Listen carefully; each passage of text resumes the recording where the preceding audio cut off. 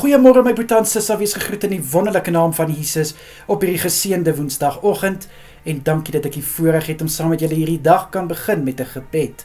Ek hoop julle is elkeen reg vir hierdie dag wat voorlê. Kom ek bid vir ons. Vader, aan U alle eer, lof en heerlikheid. Dankie dat ek na U toe kan kom in die lieflike naam van Jesus. Dankie vir 'n nuwe Woensdag wat in ons lewens toegevoeg is.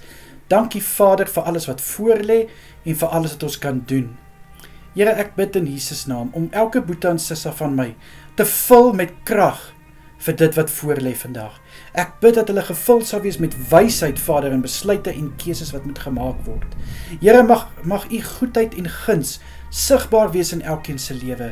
Ek bid dat U genade elke boetie en sissa sal volg waar hulle gaan vandag. Asseblief, liewe Here, mag hulle beste doen en gee, elke oomblik aangryp.